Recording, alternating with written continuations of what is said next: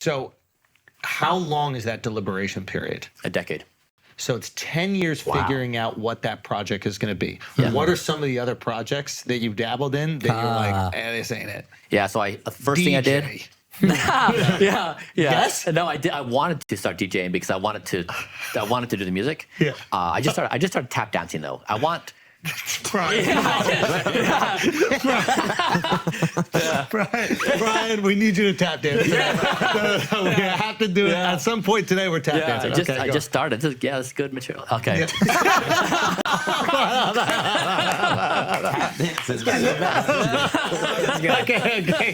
Okay.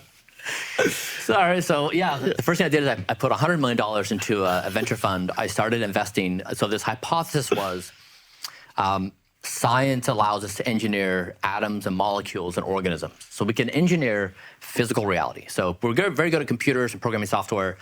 But if we have a problem like, hey, the coral reef can't sustain the heat levels in the ocean, how do you redesign coral reef? Can you actually design the biological system of coral reef? So I started investing in companies doing that, and I made 42 investments. And like one company, for example, if you take a problem like you want rose oil, because rose oil is an input for a fragrance or something. You plant a seed, it grows into a plant, you water it, you fertilize it, you harvest it, and you get rose oil. Now, the other alternative is you take a yeast cell, you program the yeast cell to manufacture rose oil. You don't need to grow it in a field. You don't need the fertilizer. You don't need the water. You don't need all the... Much faster process. Much faster. And you can do that with almost anything.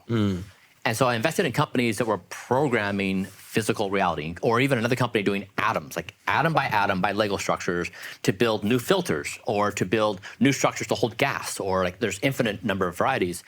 And so I was trying to basically say, we as a species, and this is before the pandemic, I said we need to build a global biological immune system where we build the infrastructure that allows this continued survival. But we need to do so at a biological and atomic level.